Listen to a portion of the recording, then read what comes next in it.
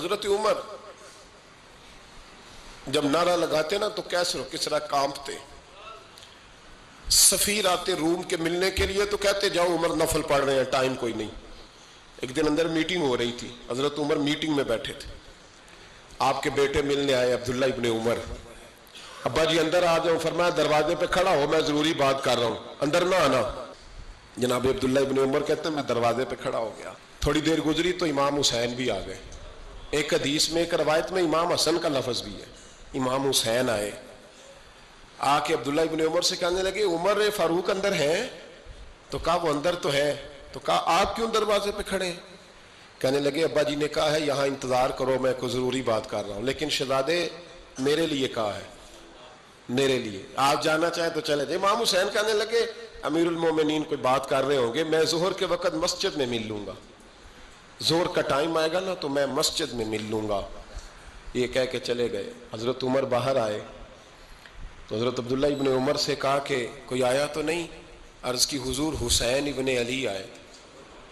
حسین ابن علی. تو کہا اندر کیوں نہیں بھیجا؟ کہا میں نے کہا تھا بے شک چلے جائیں، لیکن وہ کہہ رہے تھے کہ میں ظہر کے وقت مسجد میں مل لوں گا. تو سیدنا عمر فاروق فرمانے لگے عبداللہ تجھے تیری ماں روئے، حسین کو کیوں واپس بھیجا؟ پھر عمر دنیا داروں کے سامنے ڈٹنا، کھڑا ہونا عمر پہ ختم ہے، لیکن جو اندر کی بات ہے نا، روح کی، جو عقیدت کی بات ہے، جو وفا کا رشتہ ہے، اس کو کون سمجھے؟ یہ جو روح کی مجبوریاں ہیں، یہ جو وفا کی مجبوریاں ہیں، اسے لوگ کیا سمجھیں؟ انہیں کیا پتا کہ مرشد کے بیٹے کے پیر چومنے میں حسن کیا ہوتا ہے. انہیں کیا پتا کہ جب استاد کا بیٹا گھر میں آتا ہے تو دل کرتا ہے مکان بیچ کے اسے دے دیں، اس کے باپ کی نیکیاں بڑی ہیں. جناب عمر فاروق دوڑے گئے، امام حسین کے دروازے پہ دستک دی. امام حسین باہر کہا شہزادے یار ملنے آئے تھے تو بغیر ملے کیوں آ گئے؟ عرض کی کہ آپ مصروف تھے، آپ کے اپنے بیٹے بھی دروازے پہ کھڑے تھے تو میں واپس آ گیا. امام حسین کہتے ہیں عمر جذبات میں آ گئے، سر سے پگڑی گر گئی. کہنے لگے حسین میرے بیٹے کا اور حسین کا کیا مقابلہ؟ کیا اس کی ماں کا نام فاطمہ الزہرا ہے؟ کیا اس کی نانی کا نام خدیجہ الکبریٰ ہے؟ کیا اس کے نانے کا نام محمد مصطفیٰ ہے؟ اور پھر سر سے پگڑی اتری تھی، اپنے بال زور سے پکڑ لیے. کہنے لگے حسین میں نا مکے میں اونٹ چرایا کرتا تھا اور ڈنڈوں سے مار کھاتا تھا اپنے باپ سے. یہ جو آج ساری دنیا میں عمر کے نعرے لگتے ہیں یہ تیرے نانے کا صدقہ ہے. شہزادے میری وفا اور میری وفا میں جب تیرا دل کرے نا دوڑ کے آ جایا کر. عمر تو لوگ ایک دن امام حسین نے آ کے نا جناب فاروق اعظم سے کہا، خطبہ دے رہے تھے بچوں کی طبیعت شروع میں، پتہ نہیں کیا بات آئی امام حسین کے دل میں. کہنے لگے عمر نیچے اترو، یہ میرے نانا کا ممبر ہے. تو حضرت سیدنا عمر سنو، کبھی میرا بھی بچہ آ جائے تو میں کہتا ہوں اس کو پکڑو یار، بچوں کو تو نہیں نا جمعوں میں مطلب ذکر کیا جائے، اترنا میرے نانے کا ممبر ہے. جناب عمر اتر کے نیچے کھڑے ہو گئے تو کہا جا کے اپنے نانے کے ممبر پہ بیٹھ. تو حضرت عمر رو پڑے، کہنے لگے شہزادے میرے نانے کا ممبر ہی کوئی نہیں ہے ہی نہیں، یہ ممبر یہ مصلی یہ تیرے نانے کی شان ہے، میرے نانے کا کوئی ممبر نہیں، تیرے ہی نانے کا ممبر ہے. تھوڑی دیر کھڑے رہے تو امام حسین کہنے لگے اچھا کوئی نہیں آپ کے نانے کا ممبر کا نہیں؟ کہا چلو پھر میرے نانے کے ممبر پہ بیٹھ جاؤ چلو خیر ہے. کوئی نہیں آپ کے نانے کا؟ کہا نہیں.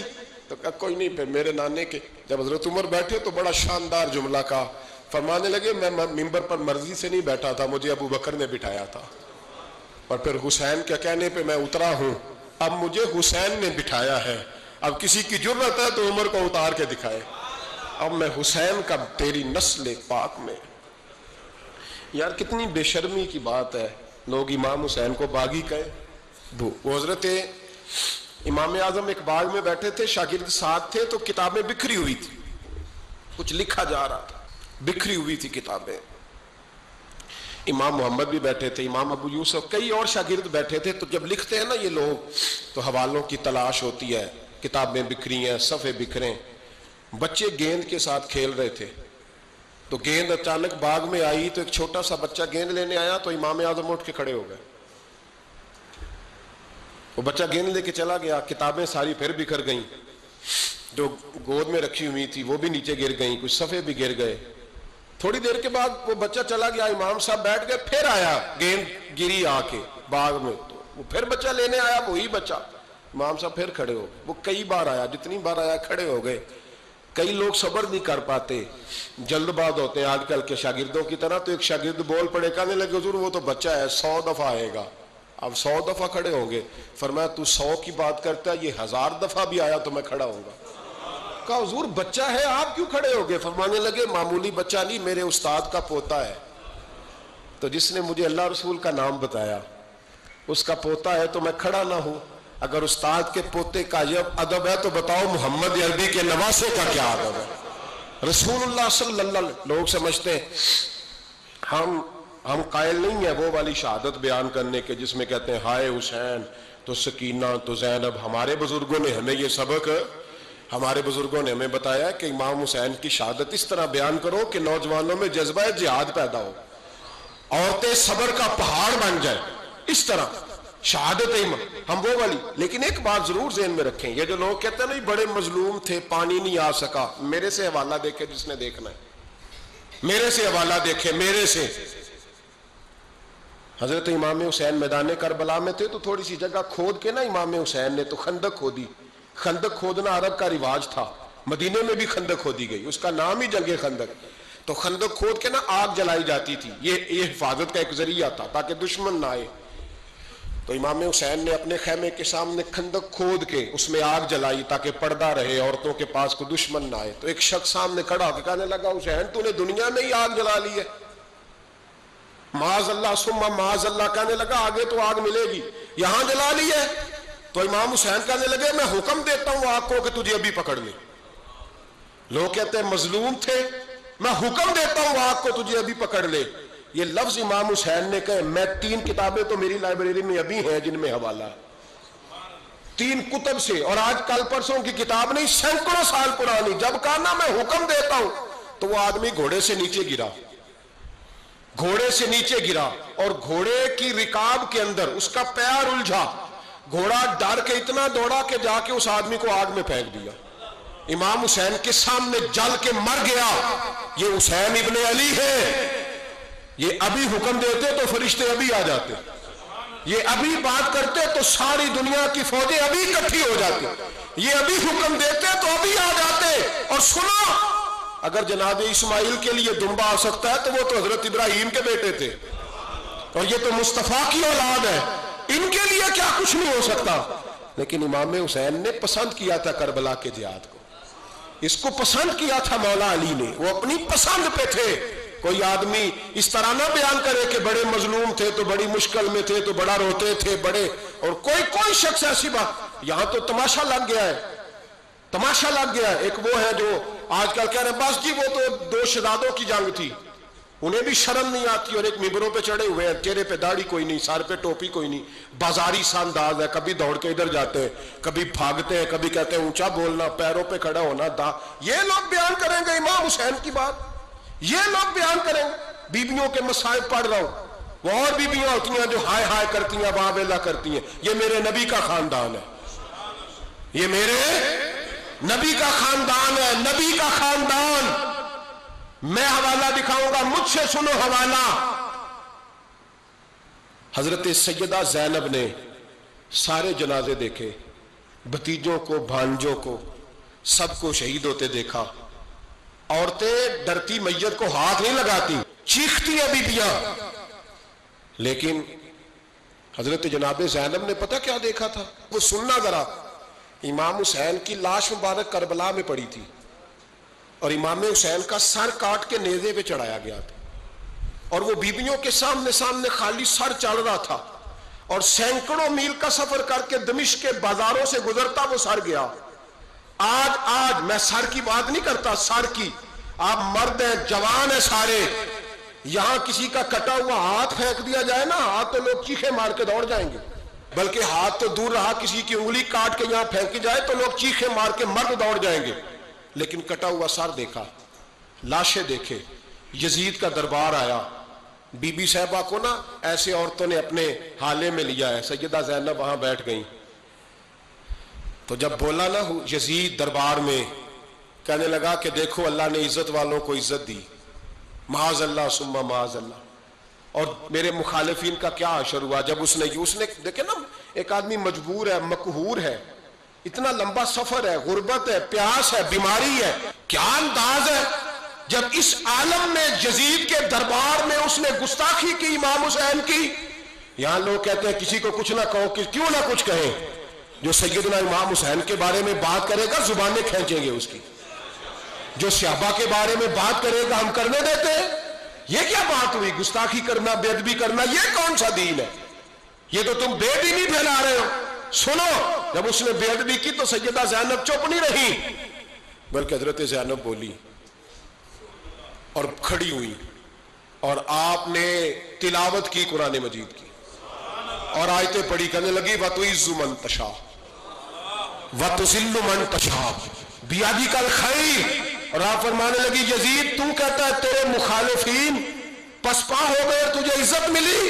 आप फरमाने लगे ये तेरा दरबार है ना, ये तेरा सजा हुआ है ना, तेरा इस वक्त डंडा चलता है ना।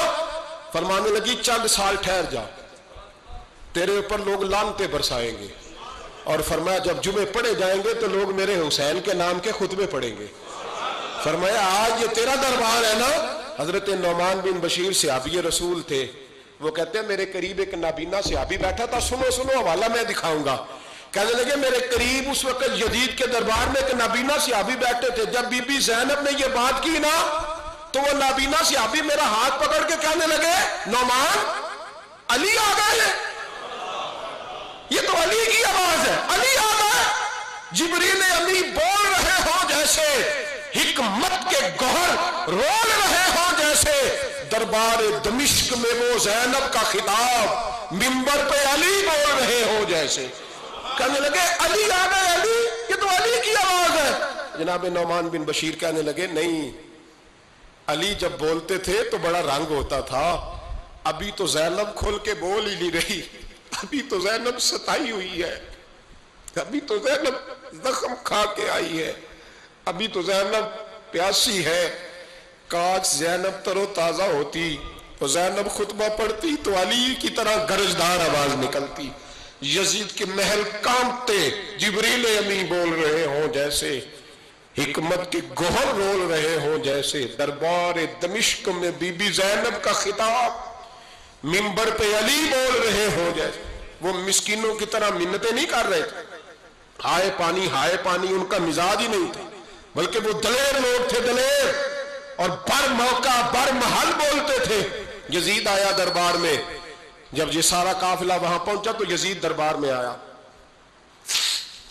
और जब वो दरबार में आया तो बादशाहों का तरीका है, गाड़ियां, अब हमारे बादशाहों ने रूटर वाली गाड़ियां रखी हुई है, वो यूं यूं चलती हैं, शोर होता है पीछे। उस जमाने में कहा जाता था बा दब्बा मुलाजा होशियार, पीछे हट जाओ पीछे हट जाओ, नारे लगने लगे। तो यजीद का एक नाखलफ बेटा इमाम ज़ैनुल आबिदीन से कहने लगा तेरा बाप कहाँ है, देख ये मेरे बाप दादा के नारे, देख मेरे बाप के नारे, तेरे किधर है।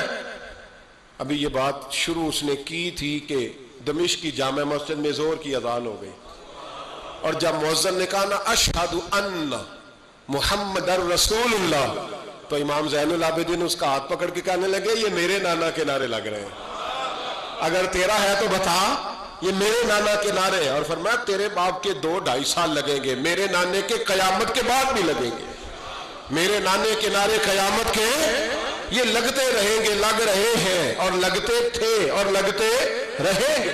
मेरे भाई याद रखो, दलेरी हिम्मत, पहली बात इनसे प्यार करना है, दूसरा इनकी हिम्मत, इनका मकाम दलेरी करना है, इनका काम हिम्मत करना है, इनका काम डट जाना है, कमजोरी दिखाना अहले बैत का तरीका होती है। हजरत अब्बास के बाजुओं में दर्द होती, जनाब ज़ैनब फिर परेशान होती हैं कि हम तो इस बेहयाई के खिलाफ लड़े और उम्मत अभी ये गंद कर रही, जो चौकों में खड़ा होता है ना औरतों को ताड़ता है, वो यजीद के तरीके पे अमल करता है। ये दलाइल है, आप सोच ले, अंदाजा कर ले कि हमने किस जमात में खड़े होना है। इसलिए गंद सारा निकालें। इमाम हुसैन का एक पैगाम आज अपनाना बड़ा जरूरी है। इमाम हुसैन ने सर सजदे में कटाया, اور قرآن کی تلاوت نیزے کی نوک پہ بھی جاری رہی ہے. اس لیے آج کم از کم 10 نفل امام حسین کی سنت سمجھ کے ضرور پڑھیں گے انشاءاللہ. جنہوں نے روزہ رکھا ہے بڑا اچھا کیا ہے. چلو جو نہیں رکھ سکے پھر بھی نفلی ہے، کوئی فرض نہیں. کم از کم 3 دفعہ سورت یاسین کی تلاوت آج ضروری ہے امام حسین کے لیے. کریں گے انشاءاللہ تعالی. اگر وہ نیزے کی نوک پہ پڑھ سکتے ہیں تو آپ ان کی خاطر بھی تو پڑھ ہی سکتے ہیں نا. تو بہت ضروری کام آج نفل پڑھنا ہے، اور بہت ضروری کام آج قرآن پاک کی تلاوت کرنا. کریں گے انشاءاللہ.